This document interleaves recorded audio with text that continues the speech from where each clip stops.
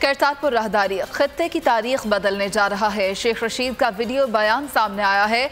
कहा है कि ख्वाजा अमूर पर वज़ीर आज़म और आर्मी चीफ को तारीखी कामयाबी मिली है। अफजल जावेद से मजीद बात करेंगे। अफजल बताइएगा क्या कहा गया है शेख रशीद की जानिब से। हाँ जी, देखिए वज़ीर रेलवे शेख रशीद अहमद ने अपना वीडियो बयान जारी किया और उसमें उन्होंने करतारपुर राहदारी को हाले से तारीफ की है। उनका ये कहना था कि करतारपुर राहदारी खित्ते की तारीख बदलने जा रही है और खारजा अमूर पर वज़ीर आज़म इमरान खान और आर्मी चीफ को तारीखी कामयाबी हासिल हुई। साथ साथ शेख रशीद का भी कहना था कि बाद अकल के अंधे जो है ज़हनी पस्ती का शिकार है और करतारपुर राहदारी से कश्मीर को फायदा आएगा।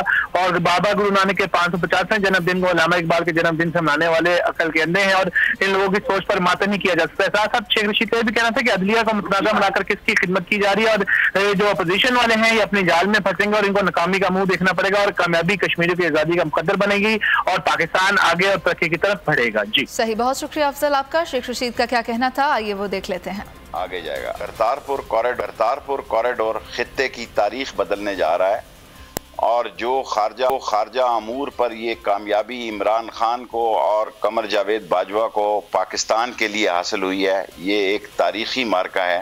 बाज़ अकल के अंधे कम अक्ल और ज़हनी पस्ती के शिकार अंदाज़ा नहीं कर सकते कि करतारपुर कॉरिडोर का कश्मीर को कितना फ़ायदा पहुँचेगा। ये लोग जो बाबा गुरु नानक के 550वें जन्मदिन को अल्लामा इकबाल के जन्मदिन से मिला रहे हैं, ये अकल के अंधे हैं। इनकी सोच पर मातम किया जा सकता है। करतारपुर कॉरिडोर ने मोदी के सीने पे वो मूंग दली है जिसका इनको अंदाज़ा नहीं है।